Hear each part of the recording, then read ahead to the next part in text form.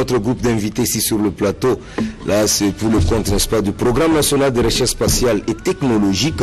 Et là, nous recevons le directeur, n'est-ce pas, scientifique, Monsieur Léonard Kabea, qui j'ai dit bonjour, Monsieur Léonard. Nous avons également Monsieur Claude Kitoko, lui est directeur de communication et marketing.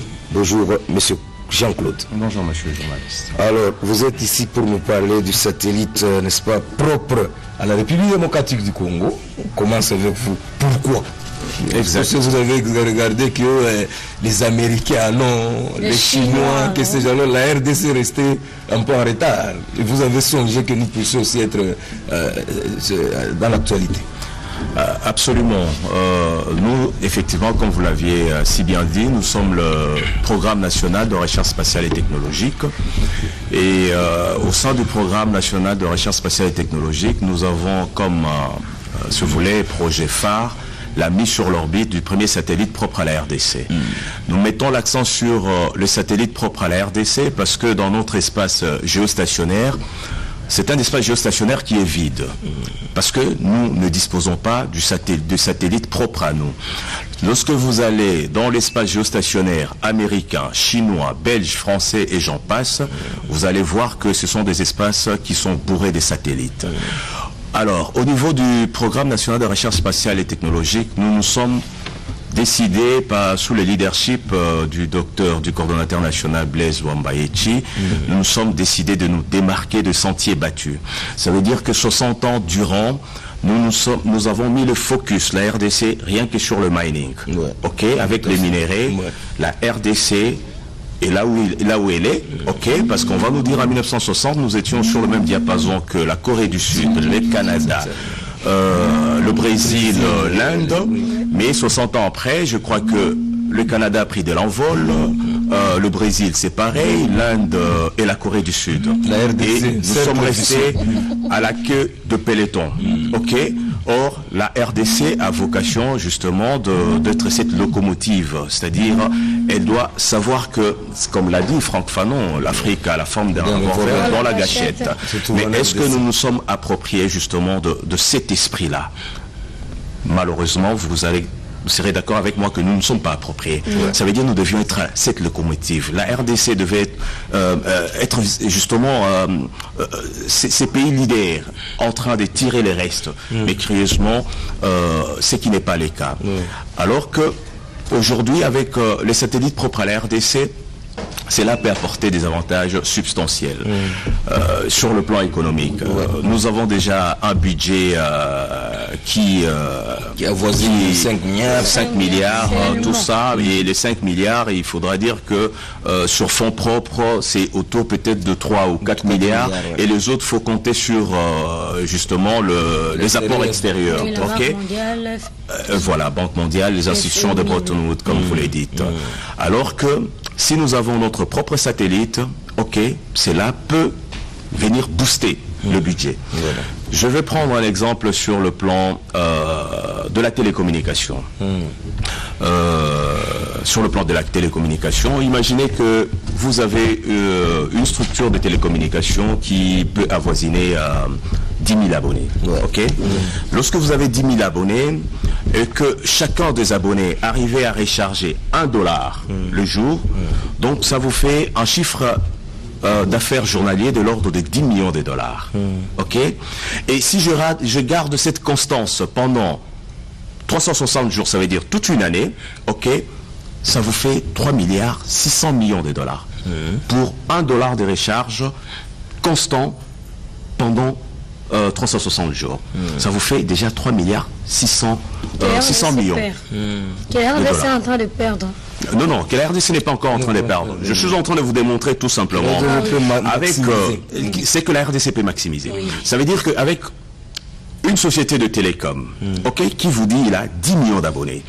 Si chacun des abonnés arrivait à recharger $1 le jour, c'est que ça réalise un chiffre d'affaires d'une hauteur de 10 millions de dollars. Si vous gardez ça de manière constante, c'est-à-dire je fais une projection sur toute une année, ça vous fait 3,6 milliards, ce qui avoisine déjà le budget de toute la République. Mais or, ça c'est pour une seule entreprise. Et si j'essaye de monter à $2 par jour, C'est x2. x2, ça vous êtes à 7 milliards. 7 milliards 200 millions de dollars. Vous voyez? Or, toutes nos communications sont prises en charge par des structures satellitaires. Ça veut dire que ces structures ou ces sociétés de télécoms, qui œuvrent en République démocratique du Congo, ont des protocoles avec des structures satellitaires étrangères, bien entendu, qui prennent en charge nos communications, nos appels. Et ils définissent justement un protocole qui permette, par exemple, de s'attirer, c'est pas moi, 10, 15 ou 20%. À la fin de l'exercice. Vous voyez? Alors que si vous avez votre propre satellite, c'est à ce moment-là la chose sera encore plus intéressante dans la mesure où le Parlement pourra se saisir de la question, n'est-ce pas, au niveau du Sénat tout comme au niveau de l'Assemblée nationale, pour mettre sur pied des lois qui vont astreindre tout opérateur évoluant dans le secteur de la télécom, évoluant tout comme voulant venir investir dans ce secteur-là, de travailler uniquement avec la structure satellitaire RD Congolais. On revient à vous. Moi, je suis curieux maintenant de poser la question à M. Léonard Kabea. Parce que ce que M. Jean-Claude dit, ce ne sont pas des théories. C'est comme ça. Je donne un exemple simple. Non, si tu achètes un véhicule, tu sais, par jour, on verse $30. Tu vois, si tu fais autant. Mais quand quelqu'un s'acquiert le véhicule, tout à fait, comment on se demande qu'est-ce qui avait poussé de mettre le véhicule dans le transport. Donc, pouvez-vous, sur le plan économique, réellement, dire que ce que M.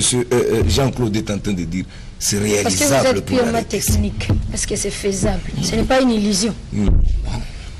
Et merci beaucoup d'abord de la question. Et pour mieux vous répondre,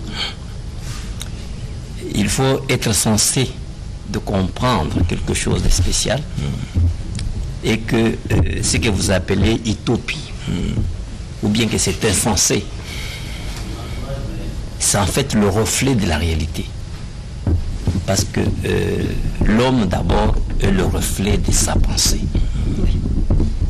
On commence par concevoir avant de mettre sur pied. Tout à fait. Alors, ce qui est utopique, c'est ce que nous vivons. Voilà la réponse. On vous dit par exemple, comme il a parlé de problème de satellite, aujourd'hui vous vous intéressez à l'Internet. Mais à l'Internet, c'était une utopie. Qui est devenu réalité. En Belgique, c'était d'abord des science-fiction. Mais aux États-Unis, c'était une réalité. Oui. Mais il faut déjà comprendre les développements, comme il a dit, sur le concept économique. Tout commence d'abord par la pensée. Et j'estime que même, prenons par exemple, si vous voudrez construire une route de 3000 km, cela commence d'abord par la pensée. C'est une brousse, mais vous deviez mettre dans la pensée que voilà, ça c'est une route. Il y aura une route ici. Et quand il y a une route, à partir de la pensée, maintenant vous deviez mettre sur pied un projet pour arriver à réaliser ce que vous avez pensé. Est-ce que vous comprenez? Alors maintenant, si vous êtes des journalistes, vous posez la question pour dire que c'est une utopie, c'est réaliste, mais ça n'a pas de sens. Non, parce que bien avant vous, il y a eu des gens qui ont eu à faire de telles réflexions, mais qui n'ont jamais abouti. Non, mais quelle garantie vous pouvez nous donner aujourd'hui et qu'on parvienne, n'est-ce pas, à vous faire confiance, dire que tout ce que vous dites là est faisable? Vous nous avez présenté ici, je ne suis pas monsieur Kabea comme vous avez dit, monsieur Kabea, mais je suis professeur. Je suis professeur et en tant que professeur, vous deviez comprendre que je ne pourrais pas aller plus loin. Parce qu'on dit quelque part, c'est plus les profs qui ont plus géré ce pays, mais voilà le pays là où il y avait les professeurs. Oui, c'est tout à fait normal. Oui. Je ne peux pas faire une polémique de professeur. Non, loin du tout. Mais moi, je suis professeur, mais je suis aussi ouvrier. Qu'est-ce que cela veut dire? Et vous deviez comprendre que on peut dire qu'il fallait une vision ou bien une volonté politique ou quelque chose comme ça, ce n'est pas ça. C'est quoi alors? Nous, les professeurs, comme vous le dites, il y a d'abord l'idée déjà de donner, de former des enfants, d'avancer la connaissance, d'éliminer les frontières de l'ignorance. Mais nous avons, en dehors de ça, rendre un service à la population, pour le bien-être de la population. Oui. Et ce bien-être de la population, ça doit être une réalité. Ce n'est pas une utopie. Alors, ce qu'il a dit ici, c'est une réalité. Ok. On peut y arriver, Tout à fait. mais il faut mettre les conditions appropriées pour arriver à réaliser une idée. Ça. Alors, si vous dites que c'est utopique, cela veut dire que vous n'acceptez même pas votre existence. Non, on vous a juste posé Mais la question. moi, Comme vous avez dit que ce n'est pas utopique, mais non, ce n'est pas utopique. Alors, monsieur Jean-Claude, on revient à vous parce que nous n'avons pas assez de temps, on va vous libérer bientôt. Alors, par rapport à l'actualité de l'heure, l'éruption, n'est-ce pas, volcanique de Nirangongo, n'est-ce pas, à Goma. Alors, avec le projet sur le plan satellitaire, si nous en avons aujourd'hui, ça peut nous résoudre un peu Ce problème. ce problème. Oui, naturellement. Ça veut dire que c'est nous qui sommes en retard. 60 ans après, nous sommes en train de patauger. Ok. Ça veut dire que nous sommes en train de subir. Ok, alors que nous devions mettre en place une politique avant-gardiste. Ça veut dire qu'il fallait anticiper. Ok, dans cette anticipation, je crois qu'on aurait évité beaucoup de casses. Ça veut dire que je suivis sur un média périphérique qui a fait mention de pertes en vies humaines et beaucoup de pertes aussi en biens matériels. Ok. Or, ces pertes en vies humaines, sous d'autres cieux, aujourd'hui, avec des gens qui ont des structures satellitaires, ils savent, n'est-ce pas, avoir des informations déjà en amont et savoir évacuer la population. C'est-à-dire que le perte en vie humaine, il y avait possibilité de les éviter et aussi en destruction de biens matériels. Parce que là, nous serons appelés à revenir encore à la case de départ pour reconstruire la ville de Goma. Ce sont des catastrophes naturelles. Naturellement, ce sont d'autres cieux, des Japon et consorts qui ont je dis, c'est-à-dire qu'on peut minimiser, c'est-à-dire les casses. Ok, les casses, c'est vrai, c'est une catastrophe naturelle, ça va exister, mais il y a lieu de minimiser les dégâts. Voilà. Et je crois que le prof peut encore enchérir sur cette question. Ok, on termine par vous, professeur. Un message particulier par rapport à votre thème du jour. On se dit au revoir. On s'excuse pour aujourd'hui, on n'a pas assez de temps, mais nous allons vous inviter prochainement pour en parler encore à long et à large. De l'abstrait au normal. Okay. Bon, et pour ce qui est de la question de la prévention des catastrophes naturelles. Au niveau de Goma, vous deviez comprendre que il faut prévenir le changement. C'est ça. Mais il ne faut pas subir. Non seulement subir, faire le pansement du changement. Attendre quand il y a le dégât ou C'est quelle différence? Vaut mieux prévenir que guérir. Voilà, exactement ça. C'est ça, notre terme. Exactement, c'est ce que je voudrais dire. C'est-à-dire quoi? Des structures de recherche locales, comme vous avez à Goma, il y a l'observateur pour étudier tout le processus de magma, ça veut dire de roches magmatiques. Tout à fait. Dans l'observatoire, n'est-ce pas, il faut des modèles, prédictifs qui peuvent s'adapter aux réalités.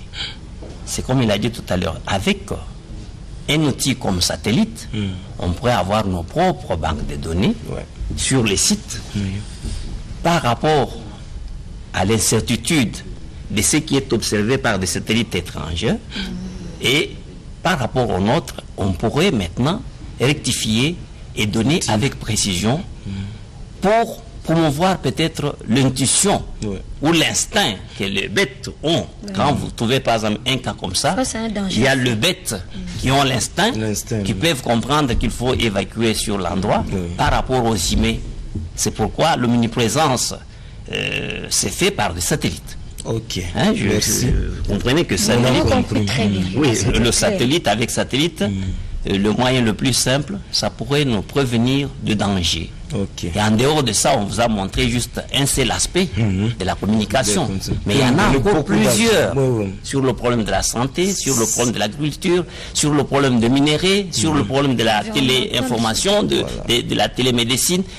Bon, il y a plus. Je peux dire que selon les 17 défis mondiaux qui existent à ce jour, je pense que l'outil satellite qui sera propre à la RDC serait entre guillemets, une réponse à beaucoup de problèmes. Et puis, cela pourrait relever en fait pour dire que le Congo c'est un grand pays et répondre au paradoxe, on dit que c'est un pays le plus riche, oui. Mais sur le plan théorique. Voilà, exactement. On revient à ce que vous dites que c'est théorique. Alors, ce n'est pas théorique. Ok, merci. Ce n'est pas théorique. Ce n'est pas théorique, mais vous pouvez le... Voilà, c'est prouvé. Bon. Maintenant, on va le voir à travers la population, bien sûr, quand la population va se retrouver par rapport à sa richesse. Voilà, là on peut lier l'utile à l'agréable. Bon, ce n'est qu'une partie remise pour monsieur le professeur. Oui. Prochainement, vous allez revenir pour nous parler davantage, l'avantage, n'est-ce pas, des satellites qui peut pousser la République démocratique du Congo de quitter les 4 milliards comme budget et atteindre, pourquoi pas, des 100 milliards, n'est-ce pas, avec votre secteur. Alors, on a reçu pour vous, fidèles téléspectateurs, le directeur scientifique, j'ai cité M. Léonard Kabea, et accompagné de M. Jean-Claude Kitoko, qui est directeur de communication, n'est-ce pas, et marketing du programme national de recherche spatiale et technologique.